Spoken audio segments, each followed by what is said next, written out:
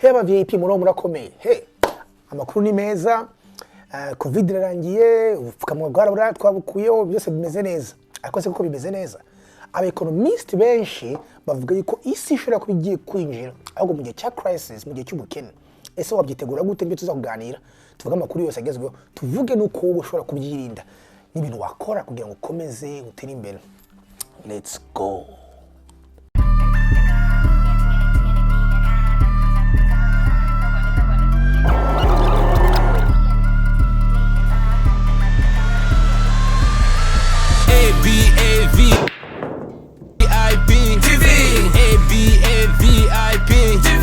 Turn your dreams to reality. Think different, leave a legacy. Yes you can, yes you can, yes you can, yes you can. If you see it, you can have it in your pocket. Abavip TV, Abavip TV. Coach Gael. Nongeye kubasuza Abavip, mumeze bien murakomeye. Amakuru yanyu. Uyu munsi rero nko nababwiye tuzaganira ibintu byinshi bikomeye. So before kamaze babwire ibyo tuzakuganira. So vuga ngo murabizi neza ko hari covid irangiye. Actually ubwo ni ibihugu byinshi bitangiye kuraho mask, tongeye gusura mu buzima busanzwe. Ubu abantu bose baravuga ati yes, ibintu bigiye kugenda neza, ibintu byose bigiye kugenda neza, byose bigiye kuba nkuko byari biri imbere ya covid. Ariko hari amakuru ariho aravugwa hirya no hino. Cyane cyane mu isi ya economy ya business. Abantu benshi basanzwe bagenda batazi ariko baravugwa cyane. So nuvuga ngo ibintu bishobora kuba byitwa recession. Nuvuga ngo ubukene bushobora kuba bugiye kuza muri kino gihe ahubwo ari covid irangiye. Ibintu byitwa nka inflation, kuba amafaranga agiye guta agaciro ahantu henshi hatandukanye. Ndetse no kuba hagiye kubaho amakampani menshi agiye gufunga akaba ndetse hari ikibazo. So tuza kuvuga kuri ibyo bintu byose, turebe icyo aba expert bivugaho, turebe uko wowe wakwitegura, hanyuma tuzi no kurangiza tuvugana noneho ku bintu bimwe na bimwe ushobora gukora kugira ngo iki gihe abantu benshi bavuga ko tugiye gucaho wowe ugice mu kivemo uri VIP uri successful mu bintu ushobora gukora. Tuvuga ngo nkuko mari mubizero iki kiganiro buri munsi tuganira ibintu byo bwenge bwa buri munsi, business ndetse entrepreneurship. So that's why uyu munsi tuze kuvuga cyane ku makuru economy shaka umenya. Aba VIP kamanze mbabwira ndahara hari amagambo ane shaka umunyandikira hasi, okay? Buri wese ukurikira ikiganiro mukaza kumbwira niba muzi icyo avuga ariko mutazi icyo avuga, uyu munsi turaza kuvugaho yose kugira ngo mubashe, kuko uyu munsi ndashaka kubasobanurira economics z'igihugu 101.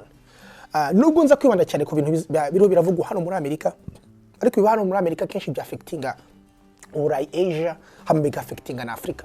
Ko murabizi igihe habayeho Great Recession hano muri Amerika mu 2008 bya affectinze isi yose. So niyo mpamvu it's very important kubereba uko ibintu bimeze muri bino bihugu, hama ngo tubashe kubona image izabira hara hose muri Afrika, hama tubashe kwitegura. So ijambo rimeshasha ijambo nshaka muza kwandika uyu munsi, ijambo ryitwa recession.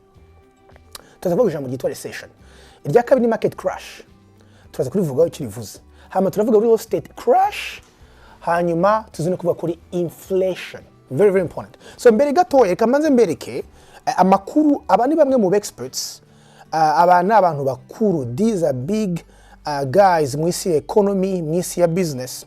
Reka mbere ku mugabo, iki ni by the way ini article ndaza kwibashiraho yo muri Fortune, ivuga experts batandukanye, harimo ba Jamie Dimon, baka Icon, aba ni aba CEOs ba makampani akomeye, abantu banako. So reka mwumve ibintu baravuga abantu bose. So reba nk'uyu ka Icon, uyu nguyu ni umuntu ufite umanaging amafaranga, yabaye muri business yo kumanaging amafaranga igihe kirekire. So we arivugira yuko muri interview yavuze yuko Amerika igiye kwinjira muri recession or even worse. Ngo recession ni igihe turaza kugaruka kuri definition recession, igihugu kinjiye mu gihe cy'ubukene, apana ubukene wera, I mean ni igihe habayeho kugabanuka k'ubukene, ukugabanuka kwa GDP cyangwa se ko amafaranga igihugu kirigeze. Avuga yuko Amerika ishobora igiye kwinjira muri recession cyangwa se worse. Iki ni gitangaza. Hanyuma Jamie Dimon uyu nguyu ni umuntu mukuru, actually ni ukuriye cyitwa Chase, bank Chase muri Amerika yose.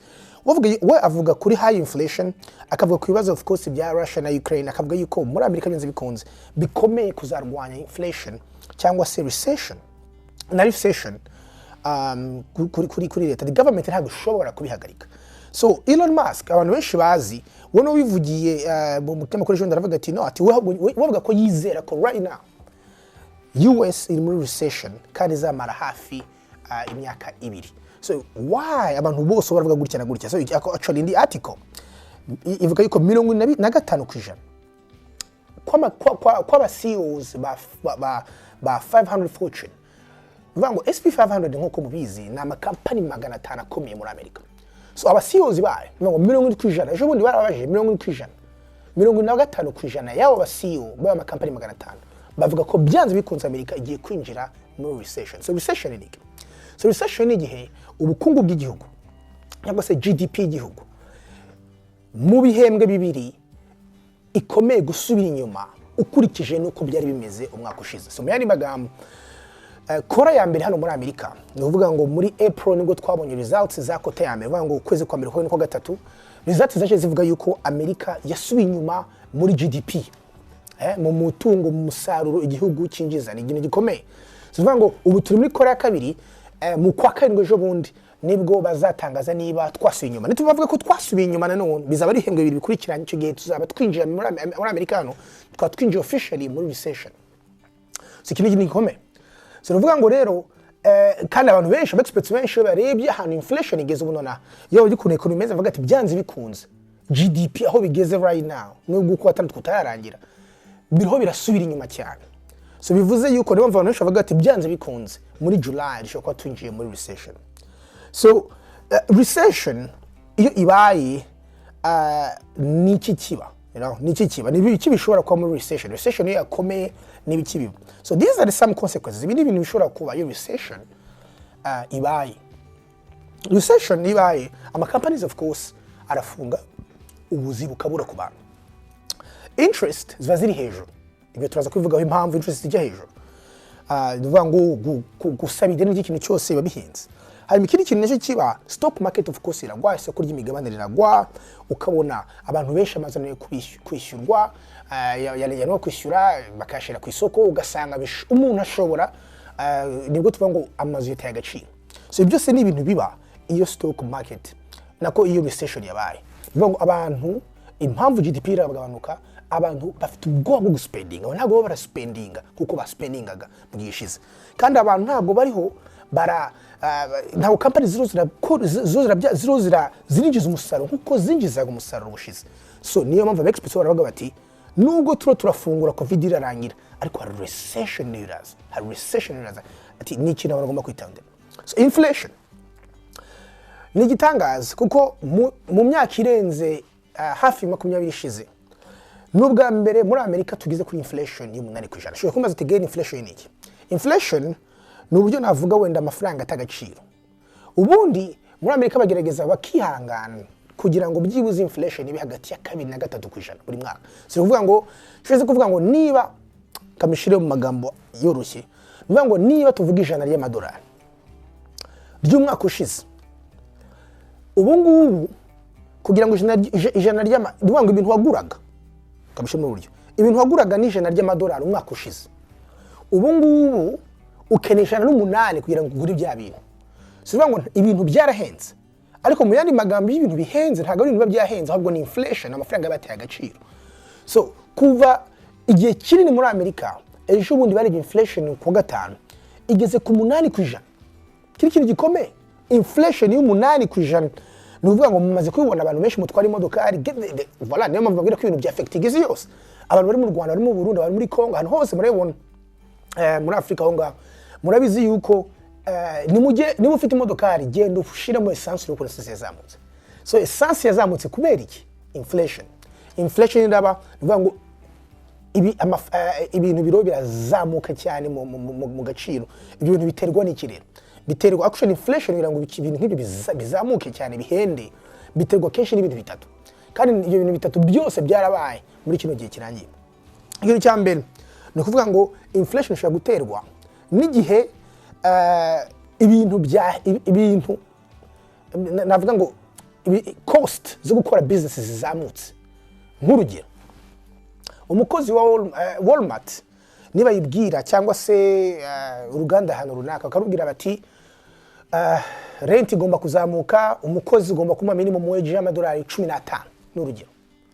yes uwo mukoresha azabikora rate izazamuka ariho umukozi w'amafaranga menshi ariko guess what ikintu azakora nawe ama produit azazamura none usange wowe cyakino aguraga amadolari 10 ukiguza amadolari 12 kubera ko byanze bikuza amafaranga arishyura agomba kuyagaruza ahandi hantu so icyo kintu cyabaye muri cyo gihe irangiye cya covid abakozi abantu bafite ama businesses babaye obligé kuzamura imishahara abakozi babo kugira ngo babagumane hanyuma ikindi cya kabiri cyabaye abantu bafite amazuko cyangwa se abantu bafite ama products hamwe namwe uko ari bonyine bari bayafite supply and demand byateye nta demand iri hejuru supply ntayo ugasanga wa muntu rufite ikintu cyagura amadolari 10 yagishize ku madolari 15 sivuga so ibyo bintu rero bikazamura ugasanga icyo gihe inflation ibaye force bitewe n'ikiguzi cyo gukora business inflation ubwa kabiri ishobora kuza iyo noneho bibaye ubundi buryo ni ukuvuga ngo noneho hakaba abantu benshi bakenera ikintu kandi nta n'igihari so kuvuga ngo icyo gihe niyo twita demand pull inflation so muri covid byarabaye ugasanga kora ko ingana zari zarahagaze ibyo byarahagaze inzu ntago zari zicyubakwa abantu benshi bakaza bashaka ibintu bikeya noneho bigasanga baba baricuza bizamuye hejuru so ikindi nacyo cyanyuma ni guprinting amafaranga ikindi kintu abantu benshi batabizi ariko niba ukurikira icano nko mu VIP ndabivuga cyane kenshi hari ikintu government zikora cyitwa quantitative easing ugasanga nko mu gihe cy'ubukene bukabije nka kiragiye cya crisis twagize cya covid ugasanga bashizemo amafaranga muri economy bakaha amabanki kugira ngo amabanki ya small businesses abantu bafata amadeni mbega bise nkaho economy ikimarsha so nicyo kintu cyabaye imyaka ibiri ishize ama government menshi yashize amafaranga menshi ya fake muri system cyane cyane muri Amerika zarageraga mu matriyoni ndetse niyo havaga n'amafaranga boherezaga abantu za stimulus checks mu rugo n'iki mu hicaye ugasanga imyaka ibiri yarangiye covid ntiwigeze ukora ingana zari zifunze butike zari zifunze rero ugasanga ntiwigeze usonza cyane cyane nk'abantu bari muri Amerika n'u Burayi wabonaga amafaranga buri munsi wabonaga iki so icyo kintu cyabaga iki gihe n'igihe nivuga ngo system yabaye flooded n'amafaranga menshi kandi bikorwa na assets ntago byiyongeraga kigiro bigatuma habaho inflation kuko urumva hari amafaranga menshi ariho harakurikira assets nkeya ibintu byose bigatera ikintu cyitwa inflation so inflation si nziza inflation iba irengeze cyane iba mbi muri 81 actually Karara rava ku butegetsi Reagan harajyaho haba inflation ikomeye cyane ku buryo byigeze kuba mortgage isanzwe ikaba entere hafi 18-20%. Entere ya 18-20%. Ni gitangaza. One of my mentors yambwiye ukuntu ngo mu myaka 20 ishize yaragifite na mortgages zazikiri kuri 18%. Ni gitangaza. Mu gitego murabizi hano mu gihe gishize bashobora gura inzu kuri interest rate y'amadolari 3 amadolari 4. So ibintu biraba mu isi economy. So niki rero government irakora. This is very very important. Government irakora iragerageza kugira ngo imetrize inflation itarenga cyane. Ko inflation irenze bikaba hyperinflation iki gihe nko muri Congo. Cyagiye byigeze kuvuga sanga umuntu kugira ngo ugure nk'umugati ngugenye miliyoni 5 cyangwa se muri za Venezuela haba inflation ku buryo ujya kugura papier de toilette ukawatwara imaleti yuzuyemo amamiliyoni. Icyo ni gihe inflation yarenze amafaranga gatagaciro.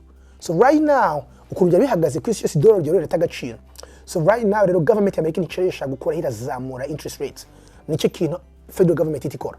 Bazamura interest rates kugira ngo bagabanye inflation. So niyo mpamvu ubu ngubu abantu baragura amazu, abantu baragura icyo abantu bashaka gushakisha amadeni ya business. Nabonye ko aho entere yabagari 3-2% ubu yagiye kuri 5-6.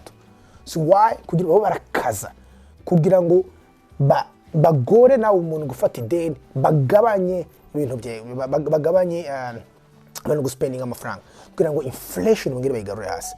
So iki ngicyo ibintu bikora gikora iki use interest rates of course kugira ngo metrize inflation.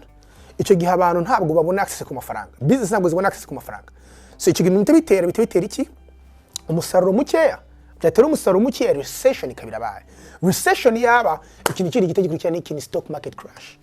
Ugasanga isoko ry'imigabane noho riraguye ugasanga nk'urugero muri kino gihe gishize mu mezi 5 ya mbere arangiye y'uyu mwaka 2022 ndagira ngo mubyumve cyane. Amazon, Netflix, Tesla, you know, zose ziri hasi significantly. You know, zimwe zataye agaciro hagati ya 23%. Nk'urugero hari ama stocks abiri meza nkunda nka Snapchat na Palantir. Actually abantu mushobora ko muzinuze ni mugende muzigure right now ko ziri kuri sale. Zateye agaciro ka 80% muri amezi ya mbere ashize. So niyo mpamvu babwira abantu benshi muzi ko Covid yarangiye. Ibintu byose ari sawa ubu nubwo tugiye kumererwa neza, but no, hari n'ibiraba behind the scenes. Kubera ko ni nkaho muri amyaka 2 ya Covid yabaye abantu twashiragaho bandage, ntabwo twakemuye ibibazo. Twashiragaho bandage kugira ngo ibintu bigire. Baze Covid iraba abantu ho baragura amazu ahenze bagapiganwa, ugasanga inzu n'ibihumbi 100 abantu bagapiganwa muri Covid hagati. Ugasanga inzu y'ibihumbi 100 bayipiganye biguze mu 120 140. So ngo harimo ikintu kiri wrong. So right now nibwo ikintu kiri kiraba corrected. So recession iratuma stock market muri down. Abantu mu invest mu stock market yo mureje ni red. Actually my own portfolio kandi ngende umuntu investisa mu buryo bw'ubwenge. Muri amezi 5 ashize portfolio yanjye yataye 35%, you know. So ibi ni ibintu biba ntibikwiye kubatera ubwoba. Actually buri gihe haciyemo yabaye recession iraba for a couple months ariko ngiri kavamo hakazamo stock market no kwikora, you know. Actually mfite course nabivuzemo niba ushaka uzayire umikuye neza ntibatera ubwoba. Ibiri mu bintu ushaka uza kubabwira byo kudakora. Ni ubona ubu ngubu ujya muri stock market muri portfolio ukabona na red ibintu byaragabanutse ntugire ubwango ugurisha, oya, hold on to it, humura couple months zinga zizamuke. Hanyuma nawe utore investisinga niba ushoboye investinga right now ama stocks ari kuri sale, ama stocks y'ama company meza ari kuri sale. It is the right time yo kugura. Amarero bikatugera kuri nuzo ya kane ariyo real estate crash.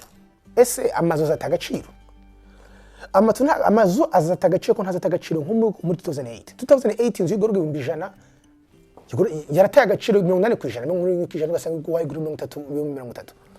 Ubu ngubu ntabwo ariko mvuze yuko bizaba. Ubu ngubu byibuze inzu nk'iyo ngiyo ushobora kuzayibona yateka agaciro ka 30%, 40%, ariko para 60, 70.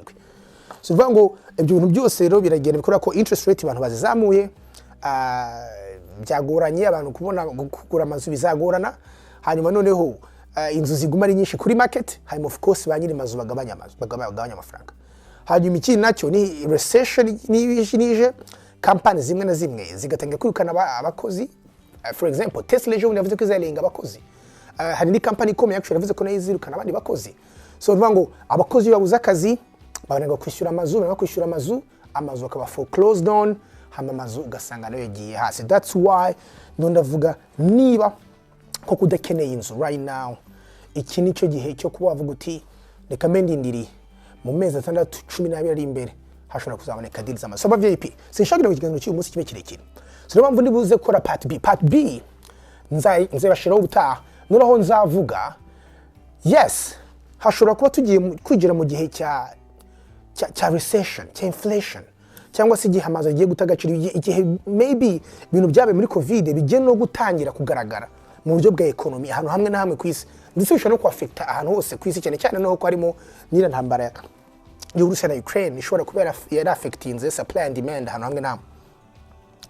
None se ni kintu twakora mu kiganiro cy'ubutaha.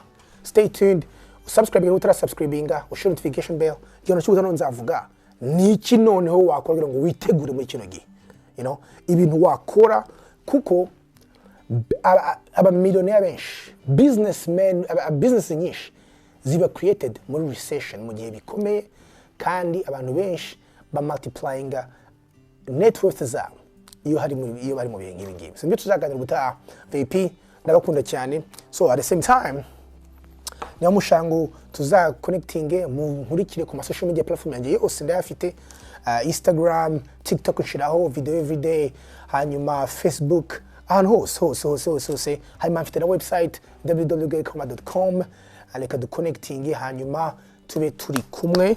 So VP, thank you so much. Now God bless, bye bye.